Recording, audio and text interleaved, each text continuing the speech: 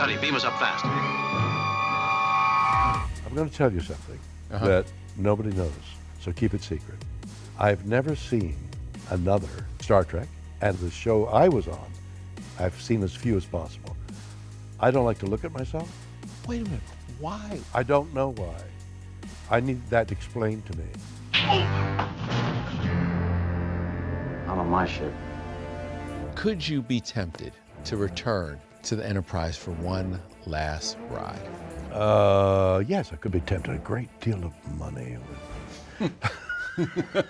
For the right amount of money, you would go back. No, I'm so busy now. You don't understand how busy I am. I've been writing some albums. So this latest album is a children's album. We wrote songs. I was discovering how intricately linked nature is. I've got a documentary. It's called You Can Call Me Bill. Yeah, You Can Call Bill booked and busy at 93. His new doc, out now, sheds light on the highs and lows of his 7-decade career. From being so broke after Star Trek's first 3-year run that he couldn't cash a $15 check, to becoming the oldest person ever to travel to space at the time in 2021. Jeff Bezos, turns out he's a fan and a fan of Star Trek. So we talk and sit down and well, yeah, it's a great idea. You up there first, that's a great idea. So we leave. COVID hits, we don't hear from anybody for a year, and then I read that Jeff himself is going up. So I called my producer friend, and I said, well, that's it. He said, well, maybe you'll go up second. I'm not going to go up second. Are you kidding? It's like getting the vice president when you expected the president. So you fix it, right? Well, I finally think, I'm out there, go boldly go. I should go, because who's going to watch the second shoot? So I agree to go. And up I go. And it goes worldwide that I went up there. It's the last thing I expected. The vulnerability of everything, it's so small. I was into global warming with my children and all. Global warming. Then I go up in that spaceship and I look down, and what I had been saying, preaching all those years suddenly was dramatically vivid to me. I could see the beige and the blue and the colors of Earth, and up there was the blackness of death, and there was life, and what we've done to the Earth and how we need to quickly mitigate it all. I hope I never recover from this. I hope I never recover from what I discovered. The emotional, life-changing experience inspired his new album, So Fragile, So Blue, out now. It came 55 years after William first journeyed to the final frontier as Captain James T. Kirk. Kirk out. Let's get him. What is your greatest memory of Star Trek? The greatest memories of Star Trek.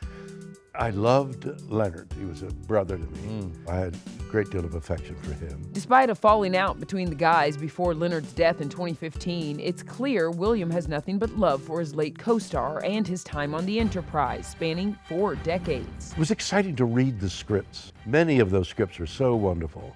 Some weren't, but all of them tried to be imaginative.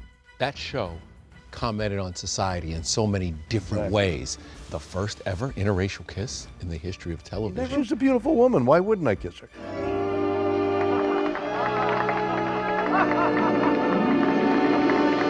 I mean, I understood the deal, but I didn't get the emotion, the animal emotion, survival emotion that's involved in there. I didn't get it until I got it. And what about all the little tools and gadgets that you guys kind of projected into the future? The made up things that we invented 50 years ago are coming into being now. It's wild, right? It's wild. We are on the edge of a technological revolution that will change everything. We're alive because I know something about these ships that he didn't.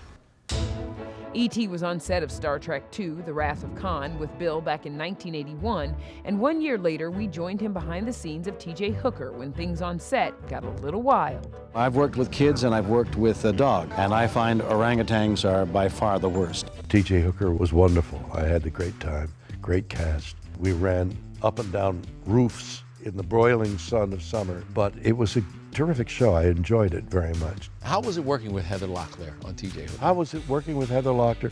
A joy. She was and probably still is. I haven't seen her in a long time. a joy. And you two had a great chemistry together on that show. I loved her. She was wonderful. Can we talk about Boston Legal and Denny Crane, another character that you really took and made something special and spectacular? Denny Crane. Denny Crane. Denny Crane. I think that Denny Crane would say, Denny Crane, Denny Crane, Denny Crane, and try and find out what you're thinking of the name by saying his name. That was my rationale.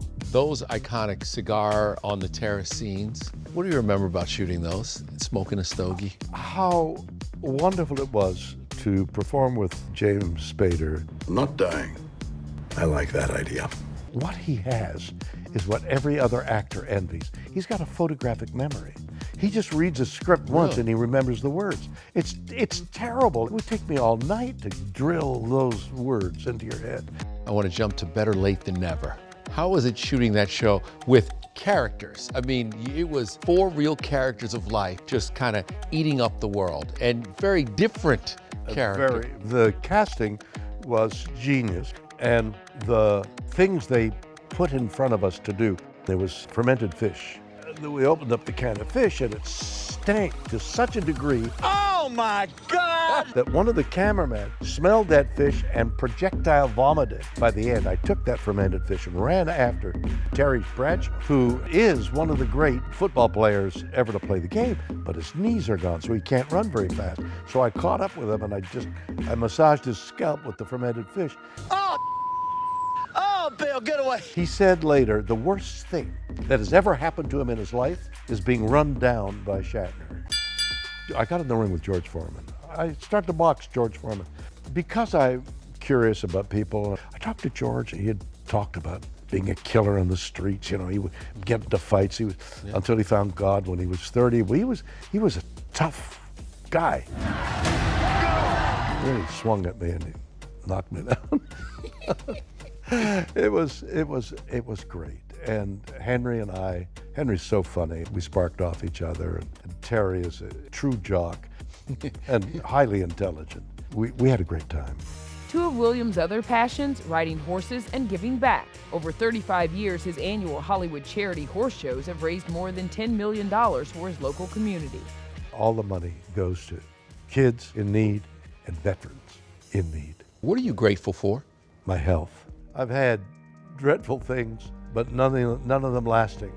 If you get a disease that takes you out, maybe not kills you, but your life force is diminished. I'm probably the luckiest person on earth. What would you say is your legacy? Nothing. I gotta tell you, there's no such thing. What do you mean? What is your legacy and mine is the good deeds you do. If you help somebody, it reverberates till the end of time. You will not know it, the butterfly wings you won't see or feel, but it happens. If you help somebody and somebody helps somebody else, that goes on forever. That's your legacy. To boldly go where no man has gone before. Go boldly into your life. Boldly go into what you do. That was so good.